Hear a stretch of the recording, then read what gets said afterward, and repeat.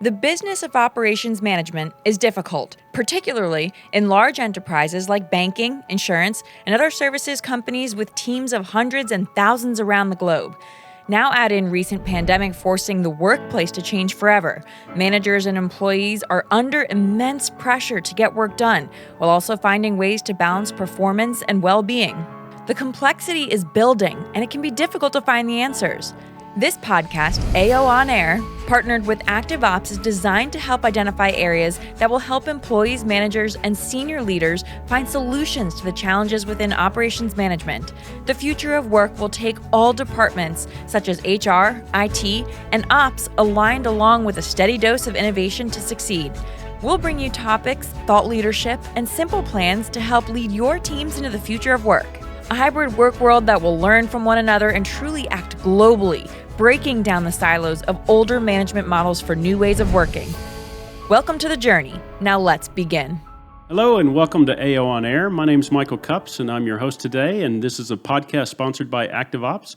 Really excited about our guest today. Vicki Herrell is the Executive Director of the Society of Workforce Planning Professionals, and she's joining us today. You know, on this podcast we talk about a lot of things: hybrid work, workforce planning, workforce management, returning to the office. All of these things are affecting everybody every day, and it seems like it's ongoing since the past 20 months. That's why I'm really excited for Vicki to join us, because she has firsthand experience and she works with workforce planners all over the country and maybe all over the world. So Vicki, welcome, and maybe we start by just you giving a quick introduction of yourself.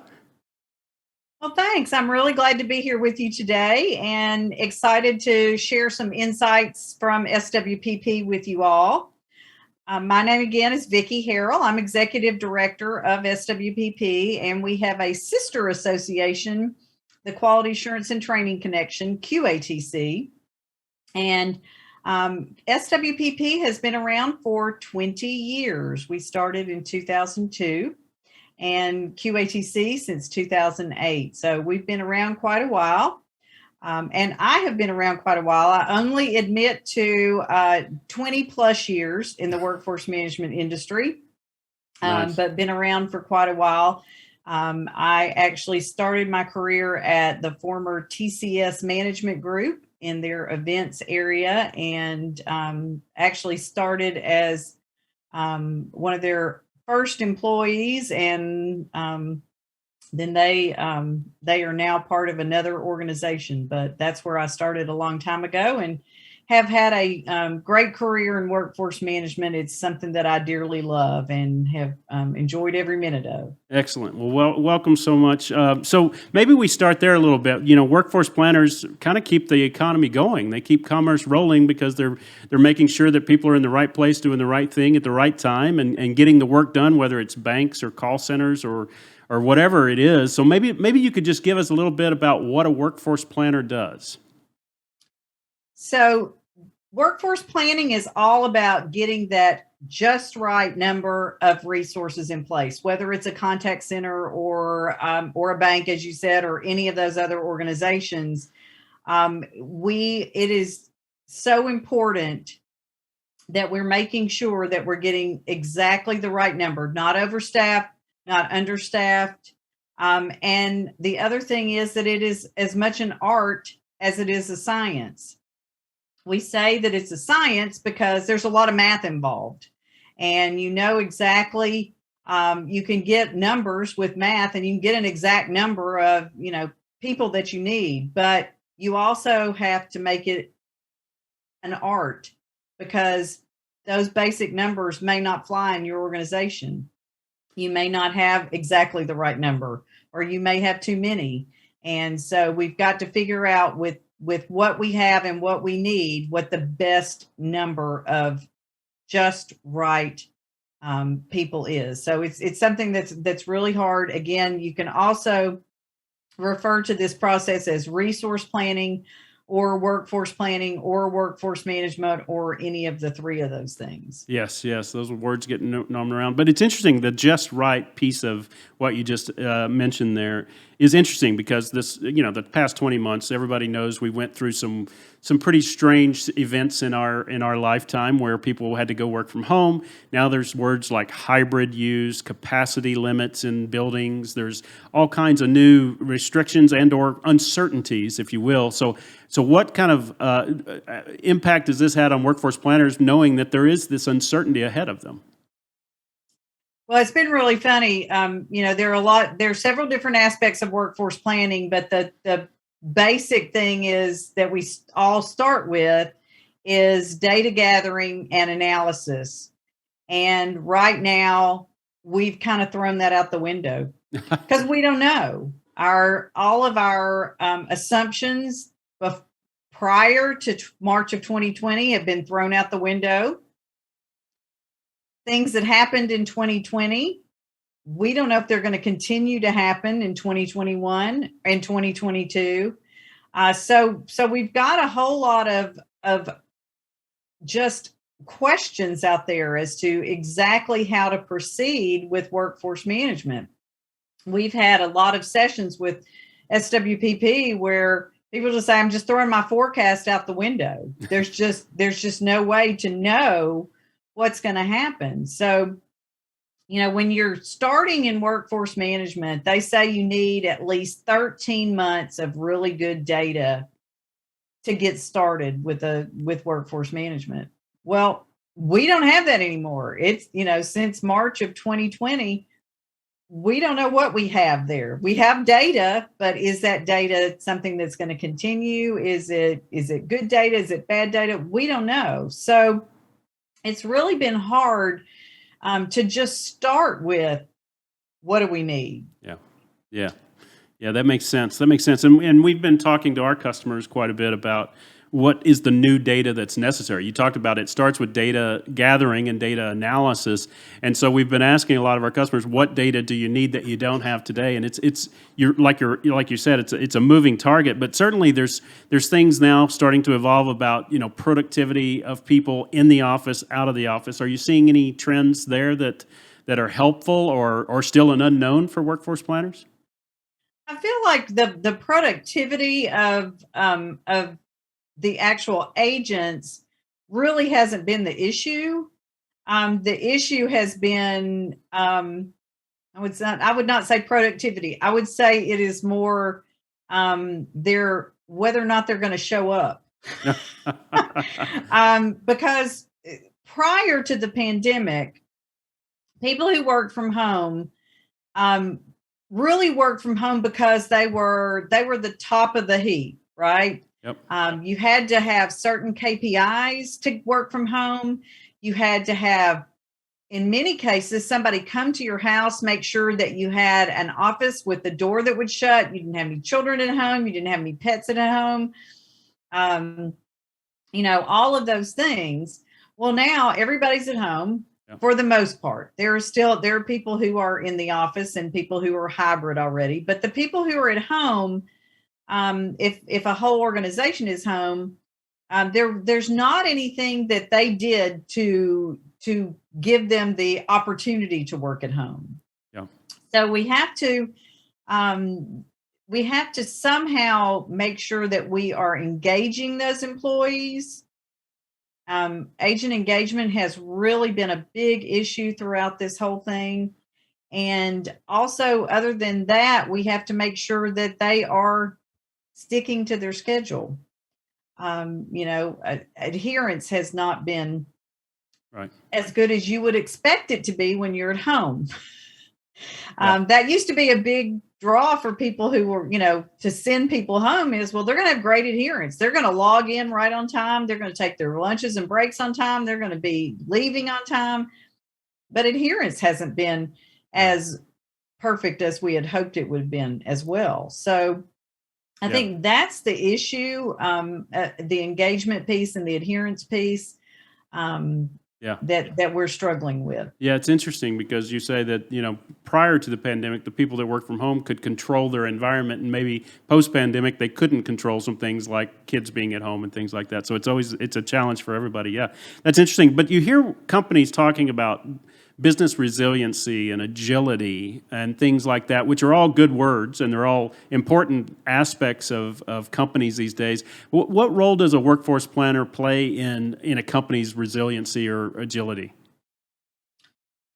They play a really huge role because they're the ones who have to start finding those patterns as things change. So they're going to be analyzing that data as it comes in through the ACD or however else we're looking at it, and seeing that maybe these patterns have changed and maybe we need to reforecast and reschedule and find some new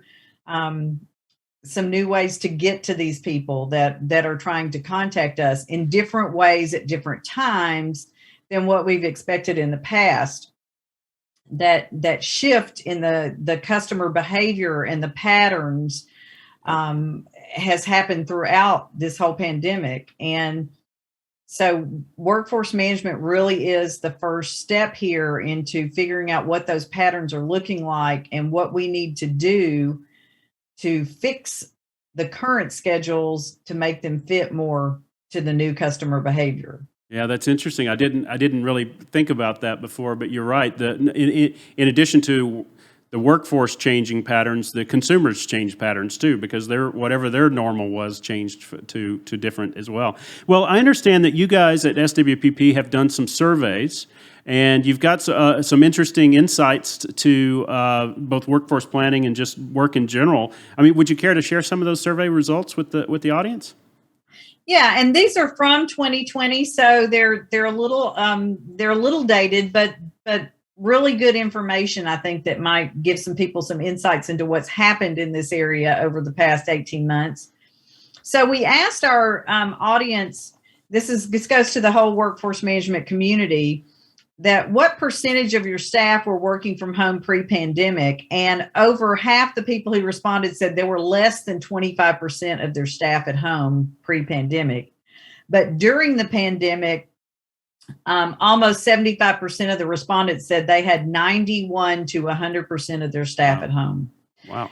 So that is a huge shift. Yeah, and it's massive. And then we asked the question of what percentage of your staff do you think will be working from home after the pandemic? And a third of the people said that they thought 75% to 100% of their staff would still be at home after the pandemic. Wow, that's still a large number of people working from home. So then you have to think about what are the future implications of this. There are some great pros to having a huge at-home population, and that can be flexible scheduling. It can be the opportunity for people to jump on at different times when you wouldn't expect them to drive back to a call center to answer calls. They might be willing to jump on from home or whatever. But employee engagement is a big con to this, and something that we have struggled with throughout this pandemic. Yes, yeah. That's so true. Engagement is something that we all, every company, I think, has had to figure out a new way of handling, whether it's simple collaboration or engaging people on a routine basis without a Zoom call, for example. So, yeah, very good. We did ask a little bit about their schedule options as well, which awesome. I thought was kind of interesting, and they were not as stark in difference as I had hoped they would be, because one of the things we've always said about people working from home is, okay, so they're going to be more willing to do all sorts of different shifts and all sorts of different things that they would never do if they were in the contact center. And while the survey results showed that there was some change in behavior for flexible scheduling, it wasn't quite as big as I had thought it would be. So about 36% said they had more flexible start and stop times, and about 28% said they were able to get some agents to use split shifts Oh, The fixed schedules was down just a little bit, but I was really surprised there was not more flexible scheduling. yeah, no doubt. That's interesting. Interesting. Yeah, very good. Any other results or any other topics on the survey that's of interest? Yeah, so there's another part of it that I thought would be great to share is the first part was determining who's going to come back into the contact center after the pandemic. Yeah. Because that was a really big question mark was, okay, so we're going to start moving people back to the office. Who goes first? What we found is that the people who don't have stable internet really were the first people back, and they may have been back, they may have never even gone home, or they may have gone home and tried it and it didn't work. So those people went back first. But according to this survey, they're really going to look for the KPIs of the people at home, and whoever may need a little bit more help, they may be first back in the office. And there are some job functions that just work better in the office. They'll be looking at that as well. And then volunteers, Yeah. who really wants to go back in the office, because there are people who just do not like working at home. Yes. And are not feeling it. So getting those people back in the office, I think will help as well. Yeah, that's interesting. Yeah. And then there were some other things that had to do with workforce management that I thought were interesting. So these were kind of theoretical at the time, because again, it was 2020 and we weren't back in the office for the most part. But we were asking about how you're going to handle the breaks and lunches once we get back. And part of the issue is that at that point, a lot of the cafeterias were closed within the centers. People were eating at their desks. People were eating outside or eating, in another area, but there really wasn't a whole lot of place for them to go to eat. So for half the people that responded to the survey, they said there really isn't going to be any change in how they're going to handle breaks and lunches. But about a quarter of them said they're going to spread them out more often so that they aren't all in one place at once. And then the other thing that really is going to affect workforce management, if it happens, is are there going to be health checks for the staff before they go into the office? Right. And what is that going to look like? Because if it is a very strenuous health check of any sort, it's going to add time to their schedule. Yeah. Are they going to have temperature checks at the entrance? And if they are, is that going to take time? Are they going to have a questionnaire that they fill out every day before they go back in the office? And this really did happen during the pandemic, both these things. And then if we do these things, if we have to social distance in the elevator, if we have to social distance as we are waiting to get in the building, are all these things going to add extra time? And if they do we have to pay for that extra time? Oh, yeah. Yeah. Because we really hadn't thought about that as well. So about a quarter of the people said they didn't think it was going to take any extra time. About a quarter of the people said they don't know. and another quarter of the people said maybe it's going to take up to 5 minutes.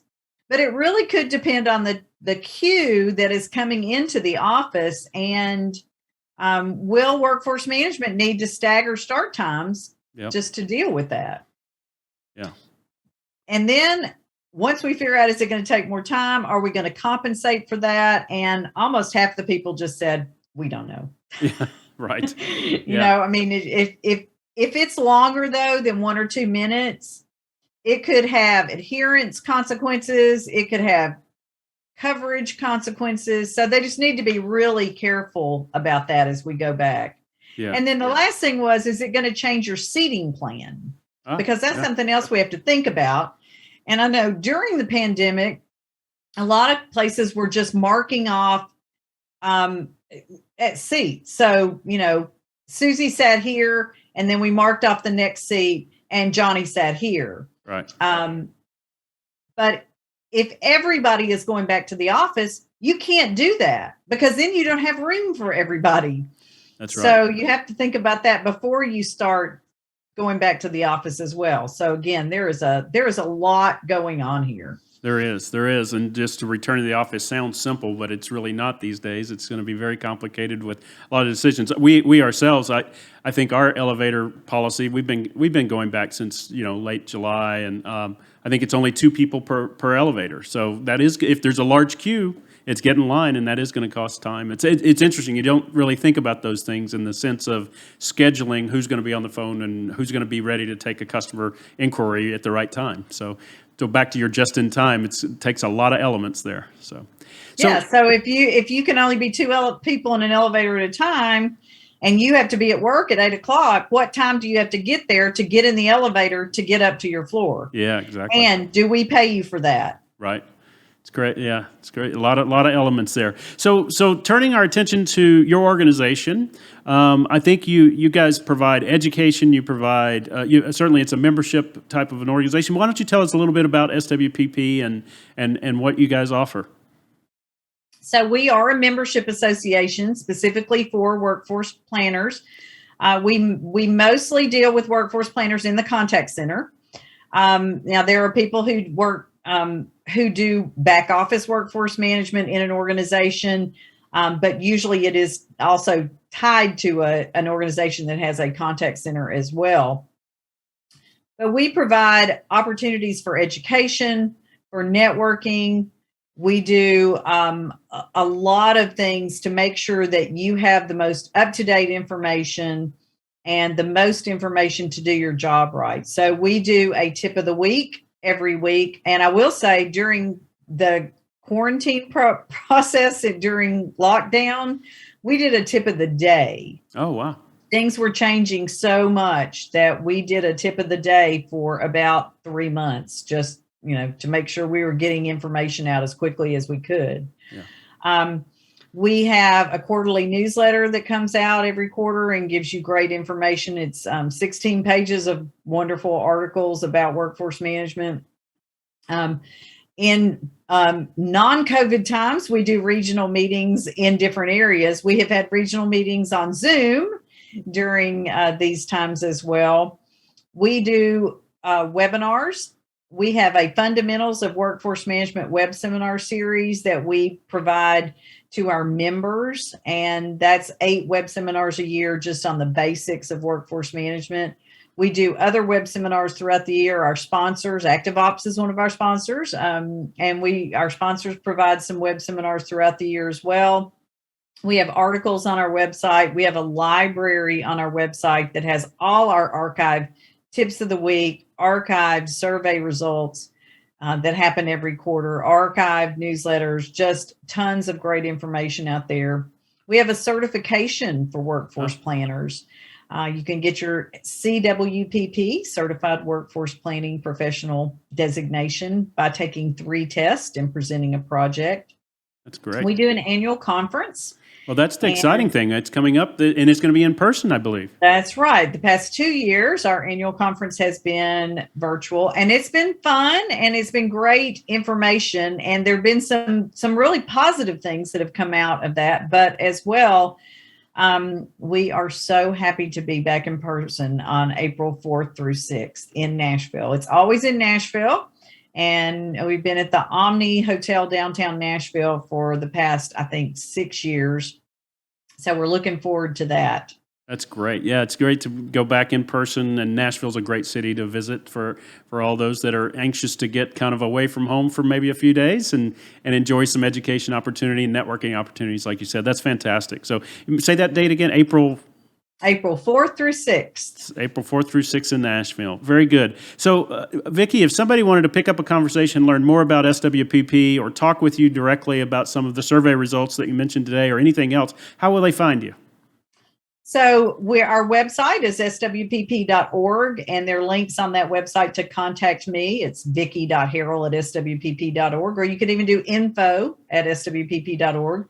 We have a Facebook page, the Society of Workforce Planning Professionals, and I'm also on LinkedIn. So feel free to reach out to me anywhere, and I'd be happy to chat with you and give you any information that I can and help you see all the great benefits of being part of SWPP. Well, excellent. Thank you so much, Vicki. It's enjoyable to talk to you. Great information. The survey results were astounding, and just the task at hand for workforce planners. Thank you for kind of encapsulating the challenge they have ahead and the opportunities they have ahead, too. So it's really, really great to visit with you. For everybody watching and listening, we appreciate you joining AO on Air. Thanks again, and we look forward to talking with you soon. As always, please look up activeops.com. You'll find Resource Hub. You can find information about workforce planning and our solutions and everything else from videos. You can also find us on Twitter and Facebook, etc. And also, for all of you that will be joining us in Nashville, we are excited to be there and be a sponsor with Vicki and her team. So hope to see you in April in Nashville. Thanks a lot, Vicki. Talk to you all soon. At ActiveOps, we call it Management Process Automation, or MPA. MPA helps managers make better decisions by providing a consistent, easy-to-understand view of capacity and productivity. MPA does the hard work of consolidating information, forecasting and planning, and even gives you visibility of skills and capabilities across your enterprise. Your managers can make decisions based on a complete picture of their operations and then get back to leading. As work progresses, MPA helps managers spot problems early and deal with them proactively, celebrate successes properly, and match resource to workload in real time. By making managers more effective, MPA reduces operational costs. Best of all, the right MPA tools make it possible to deliver all these benefits across global enterprises with thousands of employees. Solutions like Workwear Plus from ActiveOps. Workwear Plus builds on our 20 years of experience supporting service operations to give you a 360-degree view of your operations, helping you turn operations management from a guessing game into a game-changing source of efficiency and value. Employees are empowered to manage their days and weeks feeling accomplished, confident, and able to balance work and personal life. Wherever your organisation or customers live and work, ActiveOps is ready to help you deliver world-class service and employee engagement to help your company thrive. ActiveOps. See further, know more, move faster.